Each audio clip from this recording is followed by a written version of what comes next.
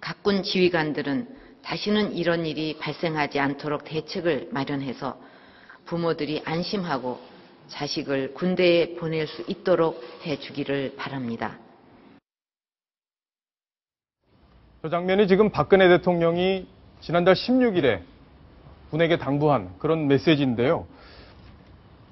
얼마 되지도 않아서 지금 큰 사건들이 계속 또 벌어지고 있습니다. 참 안타까운데요. 오늘 국회에서도 긴급 현안 질의가 있었고 국회의원들의 질타가 쏟아졌습니다. 관련한 소식 먼저 한번 영상으로 확인하겠습니다.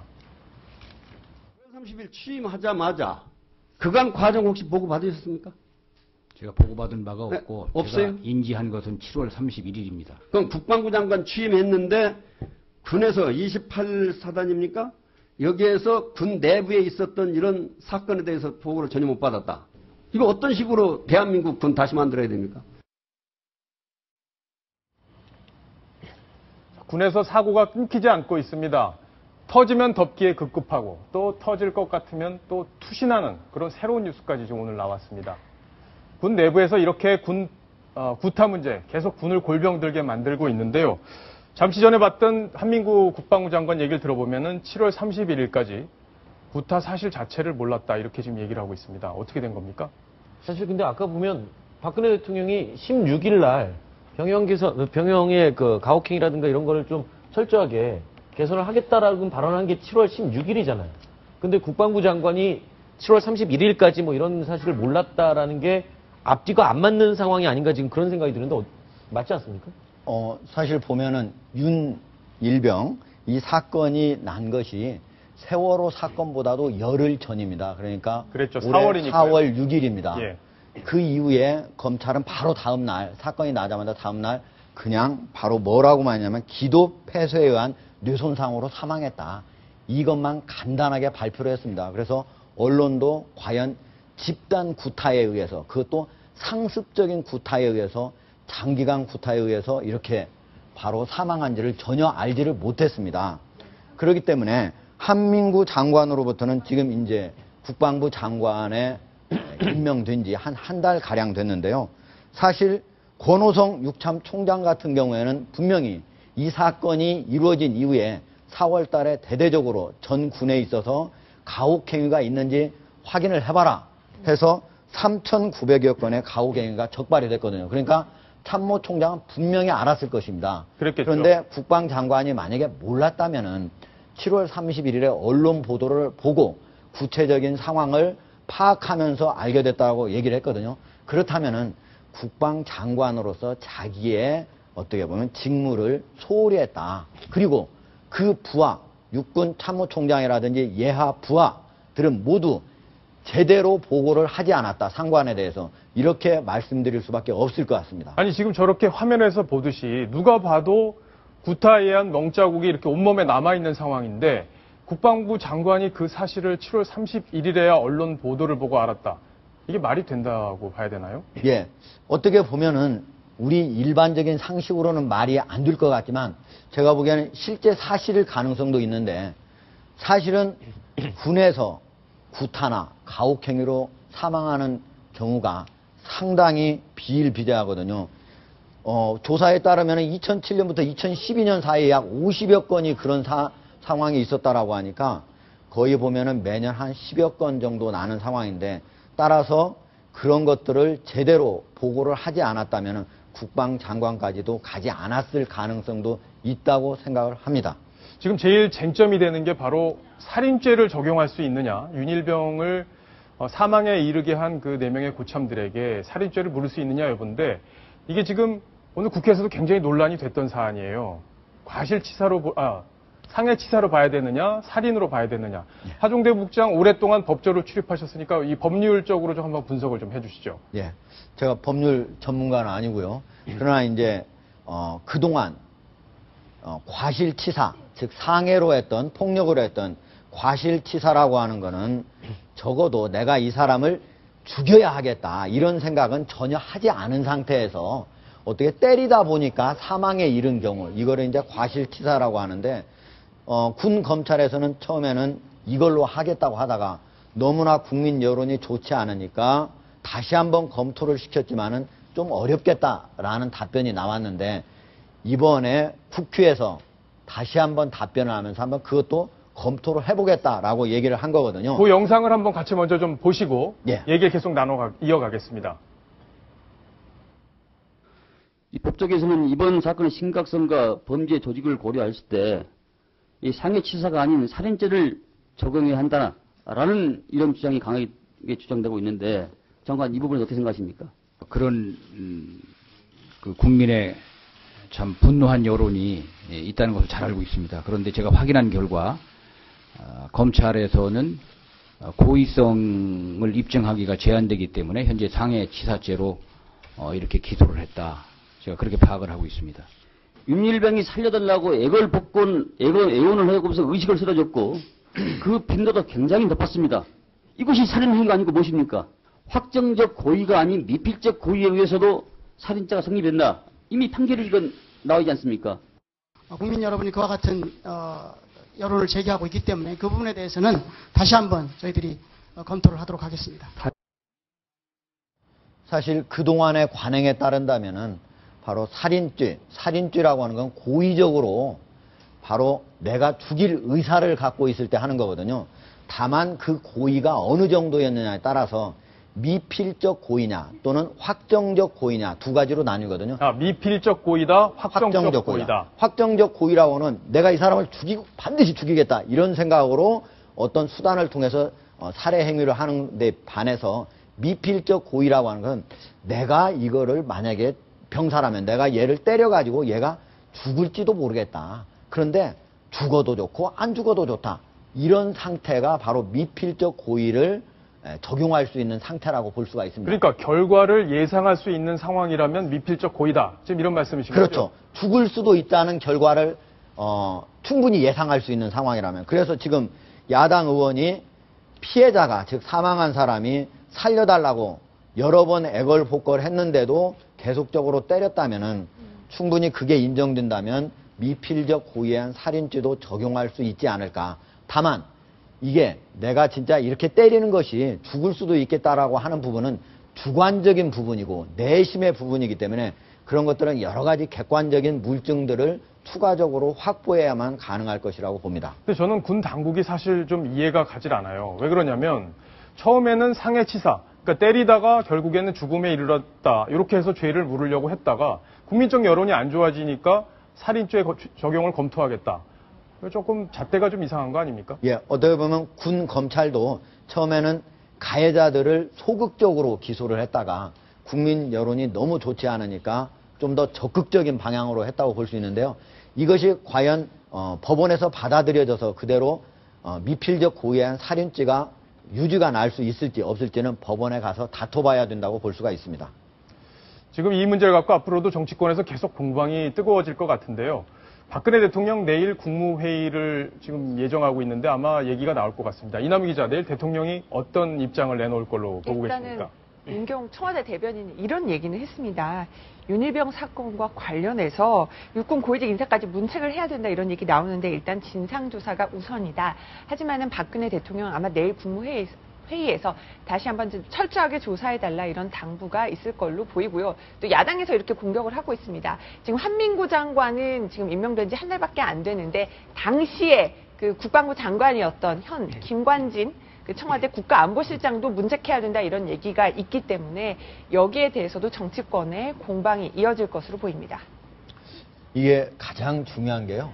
그 가해자들을 미필적 고의한 살인죄를 적용해서 처벌을 할 것이냐, 강력하게 처벌할 것이냐, 또는 소극적으로 적용해서 좀 약하게 처벌할 이게 중요한 게 아니고 예.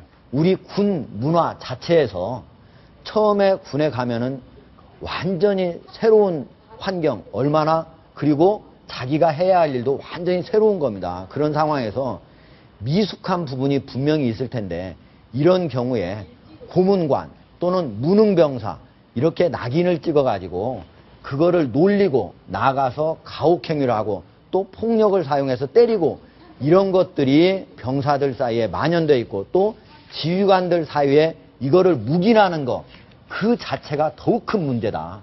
즉 지휘관들의 문제가 더욱 크다. 저는 이렇게 말씀드리고 싶습니다. 근데 지금 윤일병 사건이 지금 채 정리도 안 됐고 지금 계속 진행 중인 상황에서 오늘 동아일보에서 새로운 피해 사실을 지금 밝혀냈습니다. 새로운 피해자가 하나 나왔죠. 전역한 당일에 스스로 목숨을 끊은 병사 이야기인데요. 황순욱 기자. 네. 어떤 얘기입니까? 네, 방금 말씀하신 대로 전 국민을 충격에 빠뜨렸던 윤모 일병 사망 사건, 구타에 의한 사망 사건의 충격이 아직 그대로 남아있는 상태인데 이모 상병이요. 전역하던 날 당일에 스스로 목숨을 끊는 사건이 발생했습니다. 도대체 언제까지 이게 도대체 몇 명째 희생자입니까? 21세기 대한민국에서 있을 수 없는 일이다라고 국방부 장관이 조금 전에 기자회견을 했던 말 사실은 몇십 년 전부터 계속 반복되고 있는 일인데요. 동아일보가 이번 이모 상병의 사망 전 군생활 23개월의 병역 기록 그리고 병원 기록을 입수해서 분석을 해왔습니다. 이 상병이요 2012년 8월에 입대를 했는데 불과 7개월 만에 죽고 싶다는 말을 주변에 했었다고 합니다. 입대 7개월 만에요? 네네. 그 일지를 한번 화면에 띄워봐 주시죠. 2012년 8월에 입대해서 7개월 군생활 뒤에 갑자기 자살하고 싶다, 죽고 싶다라는 말을 했는데 왜 자살하고 싶다고 한 건가요? 글쎄요. 이제 그 이유가 나옵니다. 예. 입대 이후에 7개월 동안 일주일에 평균적으로 3번씩 고참들로부터 무차별 폭행을 당했다고 합니다. 거의 뭐 말할 수 없는 구타가 이루어졌었는데 자 이런 구타가 7개월 동안 지속되고 본인이 자살하고 싶은 충동을 느낄 정도의 강도였으니 이 상병도 이판사판 제정신이 아니었던 것 같습니다. 11월 달에는요 본인도 어차피 마지막인데 하고 싶은 거보나 해보자 라면서 약간 정신적으로 이상 증세를 보이면서 이렇게 폭력적인 증상을 보였다고 합니다. 그러면서 후임병을 폭행을 했고요. 그 사건으로 인해서 영창을 15일을 다녀옵니다. 그리고 나서 화면을 다음 표를 보여주시죠. 그래서 영창을 갔다 온 뒤에 좀 더 폭력적인 성향을 보이다가 상관과 소대장과 시비가 붙게 됩니다. 싸운 거죠. 소대장과 말다툼을 벌이고 몸싸움까지 벌입니다. 이 과정에서 군에서는 심각성을 감지하고 이 상병을 정신과에 입원을 시키게 됩니다. 그런데 문제는 동료들의 증언에 의하면 이 전까지도 전후 징조가 굉장히 심각했었는데도 군에서는 전혀 이 상병에 대해서 어떠한 의료 조치를 취하지 않았다는 점입니다. 그리고 나서 병원에서 이 상병의 진술서를 살펴보니까 고참들이 본인을 쉴 새 없이 구타를 가했고 본인을 샌드백이라고 얘기했다. 즉 샌드백이요? 예. 권투 선수들이 두들겨대는 샌드백, 사람으로 취급을 받지 못하고 온갖 구타와 폭행을 행사하는 어떤 사물처럼 자신을 취급했다라는 증언이 병원 기록에, 진료 기록에 남아 있었습니다. 자, 그리고 나서 병원 진료를 받은 이후에 부대로 복귀를 한 뒤에 또 이제는 고참을 머리로 들이받게 됩니다. 고참이 아니라 대장이죠. 소대장을 또 머리로 들이받아서 코를 심하게 다칩니다. 이 사건으로 또 영창을 가게 되는데요. 영창을 가고 영창을 생활을 마치고 나와서 군대를 제대하는 날 재판 결과가 나옵니다. 예. 네. 그래서 징역을 선고받고 제대를 했는데 이 상태로 이제 집에 돌아와서 있다가 결국엔 스스로 아파트에서 뛰어내려서 목숨을 끊게 되는 안타까운 사건이었습니다. 그러니까 23개월 동안 이 일지를 보면요. 예. 단 하루도 마음 편하게 군 생활을 할 수 없었다는 것을 미뤄 짐작할 수 있고요. 그리고 어느 누구도 이 상병에 대해서 관심을 갖거나 어떤 보호 조치를 하지 않았다는 것을 볼 수 있습니다. 그러니까 입대한 지 불과 얼마 안 돼서 폭행이 시작됐고 그 폭행으로 인해서 정신적으로 좀 이상이 온 상태에서 고참들과 계속 마찰을 일으키다가 네. 결국에는 스스로 목숨을 끊은 참 안타까운 사건입니다. 입대해서 7개월 동안 폭행이 가해지고 본인이 정신적으로 이상함을 느꼈고 그 이후에 아무도 조치를 취하지 않으니까 폭력 성향으로 바뀌었는데도 어떤 누구도 말리지 못한 것이죠. 그냥 방치된 상태로 있다가 제대를 한 겁니다. 저기 화면에 보시면 지금 간호일지가 이상병의 간호일지가 나오고 네. 있는데요. 간호일지 내용 좀 소개해 주시죠. 자대에서 내 편은 아무도 없다. 이게 2013년 2월 달에 이기고요. 그리고 저는 자대 가면 거의 죽을 겁니다. 병원에서 치료를 받고 자대로 복귀하면 고참들의 폭행은 또다시 이어질 것이라는 공포 속에서 지금 이 일지를 쓴 거고요. 또 선임들이 나를 보고 웃으며 인간 샌드백이라고 했다. 아까 말씀드렸고요. 그리고 수시로 폐급 소리를 들었다. 지금 제가 말씀드리는데 전역을 했는데 계속 제가 이상병이라고 얘기하지 않습니까? 그 말은 그 여러 가지 고참에게 폭행을 가하고 뭐 이랬다는 문제 때문에 병장에서 상병으로 강등을 당한 겁니다. 계급을 강제로 이제 강등을 당했다는 소리죠. 이 폐급이라는 게 강등이라는 뜻입니다. 네네. 그래서 제대를 결국엔 상병 계급으로 제대를 하게 된 겁니다. 그랬군요. 제대를 했는데 저도 병장이 아니라 상병이라 해서 약간 네네. 의아했는데 폐급 때문에 그런 결과가 나온 거군요. 사람들이 그러더라고요. 과연 이상병의 폭행 아무도 몰랐다. 이럴 줄은 몰랐다라고 상관들이 얘기를 했다는데 과연 몰랐을까요?